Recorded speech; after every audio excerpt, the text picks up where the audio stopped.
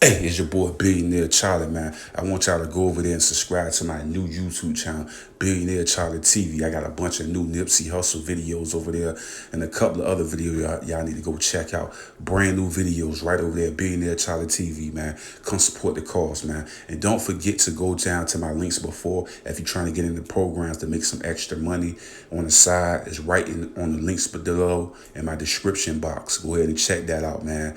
And also, if you're trying to get some Christmas stuff, I got that in the links to at the bottom. Y'all go check it out. Billionaire Charlie. Yeah, what's up with y'all, man? Y'all back with your boy Billionaire Charlie, man.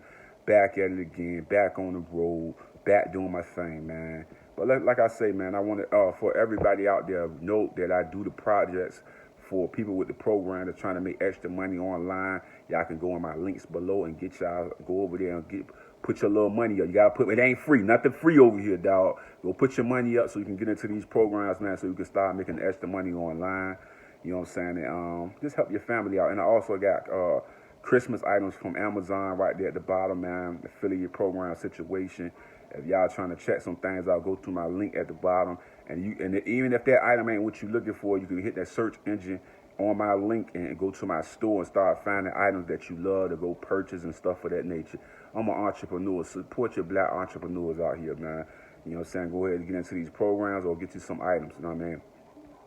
Also, man, we got a charitable thing, man. If you want to give back, I'm gonna put the clip on the end of this video, and y'all can give to the cash out for that, supporting that. You know what I mean? Supporting me and the family, okay? But anyway, let's get into it, man. Let's talk about it, man. The Nipsey Hussle situation, man. I done been out of touch for so long. I had to do a couple of research. I don't know what parts that y'all already heard already, or what do y'all already know. But I'm gonna just bring y'all a whole shebang of stuff that I've been researching and looking and finding information and stuff of that nature, man. So I'm gonna bring it back to y'all, man. So far, man, I did some research. They said that Eric Holder has lost 3 more family members in the Los Angeles area.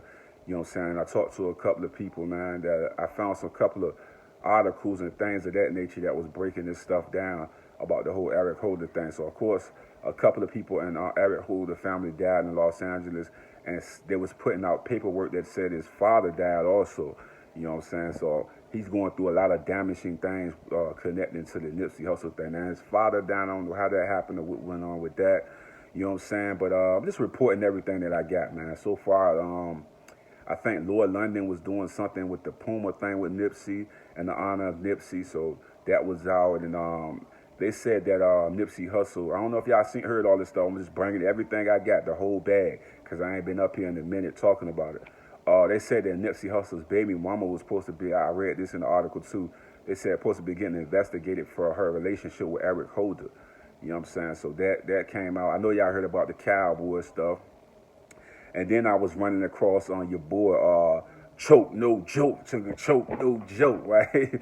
And he was talking a little bit, right? And he was talking about how who would have the power to actually order a situation like this. He felt like that it wasn't no situation where the dude just got mad about being jealous over something. He felt like it was a play that somebody ran on Nip. You know what I'm saying? And he felt like he was messing with the higher ups. You know what I'm saying? The secret society groups and stuff like that. And like I say, man, the more you do research, the more you start to figure out that a lot of stuff with the real estate, a lot of stuff behind the scenes. Because I think this what your boy was saying. He was saying like, how is it that TMZ got the footage and how all the cameras wasn't really working well that particular day, and like who had the power to be able to orchestrate all these things and stuff of that nature. And then he was reading a quote back that Nip was saying about his enemy being powerful and stuff like that. I don't got the quote in front of me right now, but y'all know what I'm talking about. That quote he put out before he passed away. Now, when he was talking about that, he was like, nah, in a sense, it felt like he was talking about Jay. Then I got a sense that he was trying to say something about Dr. Dre. So I couldn't tell which way he was going with it. You know what I'm saying? Choke no joke.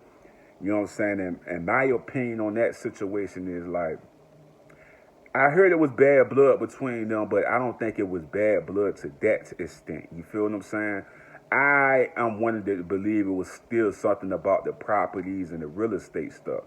You know what I'm saying? That's just my opinion on that situation, man. I feel like it was deeper than what we seeing in front of us on these fake analysis that people keep bringing to us and stuff like that. I believe it's deeper than that. You got a man that come out and say he got what 75K, you know what I'm saying, for this situation, and it was all real. All this stuff is reporting back real. Then on top of that, man, there's a couple of things I want y'all to pay attention to with this whole Nipsey Hussle thing, right? So okay, so the dude, this is what I want y'all to pay attention to, like. Because you could tell it was somebody behind the scene putting some strings that was deeper than what people were saying. And I'm going to try to break it down so y'all can understand why I'm saying this. When it first happened, right, y'all remember the guy got on the Instagram and said he was the one that did it. And he described the scene and everything. If you really pay attention to it, the clip didn't really come out explaining the situation about the girl that was there, none of that. We didn't hear that until later on. But this guy that got on Instagram was able to know all the facts that happened and was to put it out there like that. See, this is why I keep saying it was a lot of conspiring things behind the scene. Okay, now the cat that was supposed to have been with Nipsey Hussle, right, that we found out when he go in the courtroom, he tell a bunch of lies in the courtroom, whole bunch of lies. You know what I'm saying? I forget his name right now. Was it Lintham or something like that? I should have had all my paper in front of me right now. I'm messing up right now. But yeah, Lintham anyway. So a couple of things that was crazy to me. The first picture that came out to the internet, then we realized that was the wrong picture. So then the first picture that came out with the guy on that came on and said he did it, right? Then they come back and switch it to another guy, and it looked like three different individuals now, because we got the guy that actually said he did it, and then we got a picture of Eric Holder, and it's two different pictures of him. Then we got the guy. It's one of those situations where you feel like there's a very dark, powerful force behind the situation because, okay, then Cowboy went to the courtroom, right? And we went through all the statements and stuff like that. And Cowboy basically told the court that he really didn't know what the guy looked like, basically.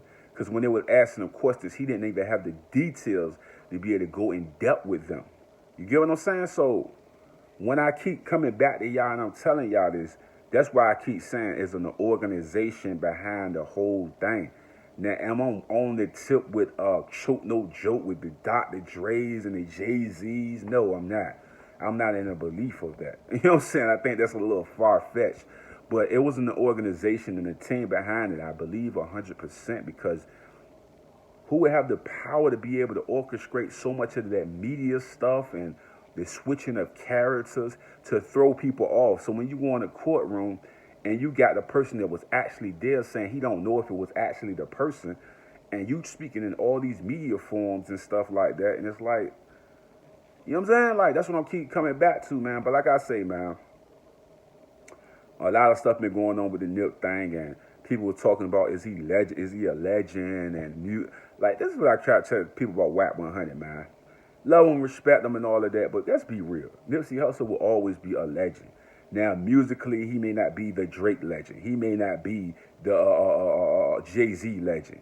You know what I'm saying? But he's legendary to people like us that actually respect the music and love the music. We love Nipsey Hussle, man. Now, yes, he didn't do Drake numbers. Yes, he didn't do the world tour, but we respect him and love him. So I understood where WAP was coming from. But at the same time, we can never, ever take his legacy away and his legendarycy. So like I said, I'm going to touch on every topic in this video. You know what I'm saying? I'm going to talk about it, man. The WAP 100 thing.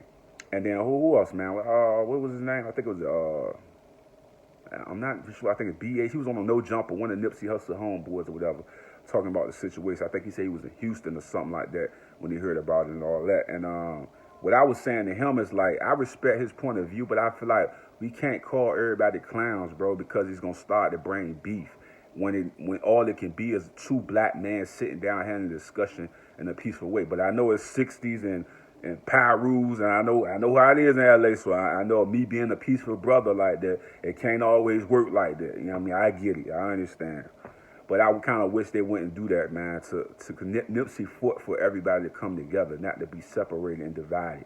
You know what I mean? So let's stand for peace, justice, and happiness, man, and just bringing the culture back without all that evil, wicked stuff.